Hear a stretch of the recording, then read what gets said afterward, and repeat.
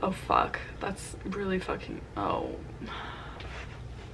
But now the lighting's bad. I don't fucking care, let's just start. What's up guys, it's BB, welcome back to my channel. So I get requested to do this video a lot, and I kind of put it off for a long time because if there's two things that electronic music people are hypersensitive about, it's whose rave culture is better and what subgenre a song or an artist actually falls under. The worst is Brits and Americans. Like, they just go at each other. As a British American, which I'll get into that in a second, just watch them tear each other apart, and I'm like, it's kind of a modern day revolutionary war, if you will. Today we're gonna unpack those differences that people love to tear each other apart for, and not just in Britain but all around Europe in general. Just as a little bit of background, I'm a dual citizen, so I'm a UK citizen and I'm a US citizen, but I grew up mostly in the States. As I got older though, I got really fucking sick of it in America, so I decided to use university to my advantage, and I took 2 terms away. So I did, last summer I was living in Berlin, and then this past spring, for what of it that I got, I was living in London. And I did a lot of traveling. I went to like France, the Czech Republic, other countries, other cities in Germany, other cities in England. Obviously I love raving. I have a whole channel about electronic music, but American rave culture is very, very fucking different than European rave culture. I'm just gonna sit down today and talk about the differences between the two. If anyone else is from other countries around the world and wants to drop some comments, like, I've never been to a Canadian event, I've never been to Australia or New Zealand. I know their culture is different as well, so feel free to hop in and we can start a nice little discussion. No matter what I say in this video, someone's gonna be like, you're wrong.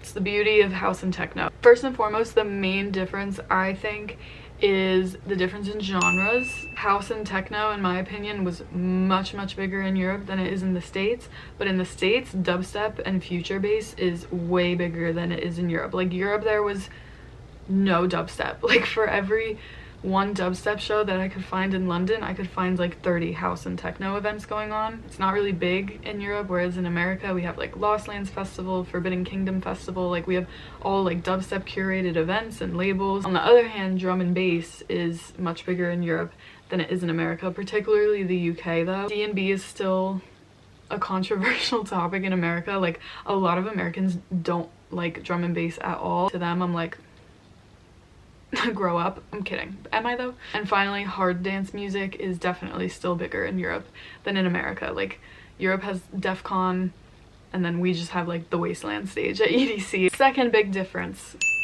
candy. These little things, don't bring them to Europe. They don't exist there. Maybe at like Tomorrowland, obviously, but any show, event, anything, no, there's no candy, there's none of that shit in Europe. It's a very American thing. In America, it kind of symbolizes plur, which is like the mantra of dance music. It's peace, love, unity, respect, but the whole physical trading of items, that's a very American thing. I feel like plur has been very, I don't want to say commercialized, I don't think that's the right word, but it's just, you know, a lot of event production companies, festival companies, like, build festivals around plur. People always say like, there's no plur in Europe, but I don't know, like, there's no candy or the crazy necklaces or there's none of that, but there's still like an energy of unity at these events. Like, it's not like everyone's fucking mean and hating on each other. Like, I've met some lovely people while clubbing and raving in Europe, but it's just not as like, oh my god, like, I love you, like, let's no, none of that stuff. It's like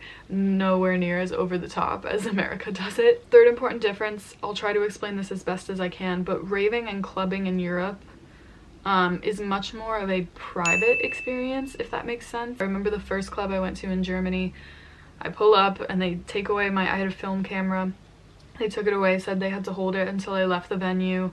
They put a sticker over my front camera on my phone and my back camera on my phone, and I was like, what am I getting myself into? That's just the way they do it. Not every club does that, but a lot of them do, and it's just a way for people to just kind of be able to go in there and not have to worry about other people taking pictures of them or videos, or it's just about the music and the experience. Like, you don't want to ruin it by like taking videos. Like, you don't need your camera. I think that's a lesson that I definitely learned from going to events in Europe. I was like, damn, I really like just not being on my phone and just going into these venues and not coming out until I see daylight. It's just a much more open experience. You can kind of do whatever the fuck you want in these clubs, whereas in America there's like security guards and people working there running around yelling at you if you're even like sitting on someone's shoulders. Also, and this is just a main cultural difference, like outside of music as well, is that Americans are very like celebrity obsessed. Like they have this whole like fame celebrity complex where they're so obsessed with a famous person, and if they see them they'll like fucking fall over.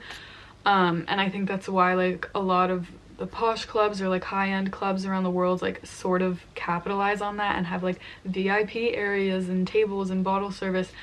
But even with like, I'm not talking about posh clubs, just talking about like house and techno venues, I feel like even still there's that like segregation in America. There's this one venue that I absolutely love in New York City. It's my favorite. It's like far out in Brooklyn. They basically reworked this whole abandoned warehouse into, it's like the closest thing I think we have in New York to like a European style venue where there's like different rooms, there's an outdoor area. It's basically like, for anyone who's been to Berlin, it's like if Tresor had the outdoor area of About Blank.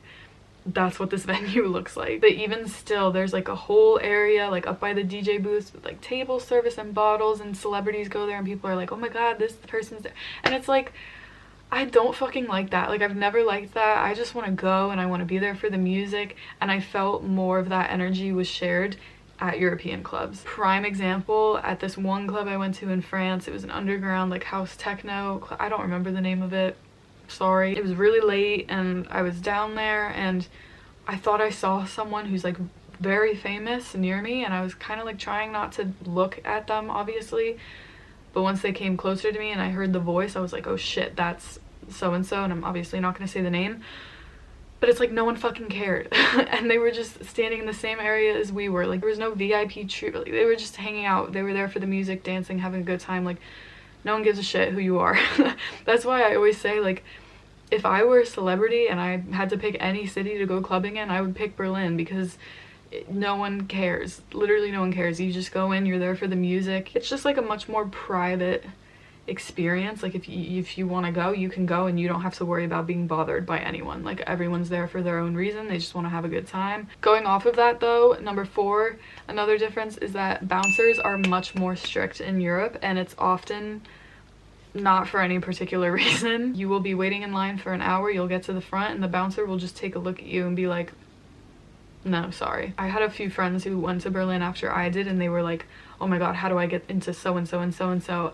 And the best advice I can give you is just, I mean, wear all black, because that's like the unspoken uniform of Berlin. Don't speak English in line, don't be loud in line, don't be on your phone in line, and then when you get up there, like, don't act like a fucking tourist. You could even do all of that and still get turned away. The bouncers are just, they'll just take a look at you and say yes or no, and it's nothing super personal. It's just that it's a cultural aspect of clubbing there. Don't fucking have a fit if you aren't let into a club. Like, I think it's, a lot of Americans would be really annoyed by that, because we're very used to getting whatever we want whenever we want it. Like if you want to go to, besides like a big show that you have to buy tickets in advance, if you just want to go listen to a house DJ and you want to buy a ticket at the door and just go in, like you can go, there's no questions, as long as you have a real ID, you know?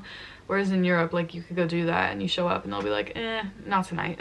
Number 5, the next difference is that, sorry to my American followers and friends, but my Europeans go much harder and they last much longer at the raves. Especially in Berlin, clubs are open 24/7 on the weekends. So like, I remember one night I went out and I left at like 9-10 in the morning, and there was already a line like all the way down the street to get in. Like I've walked by clubs at like 2 in the afternoon and the line is all the way down the block. Like people are going at it all day and all night.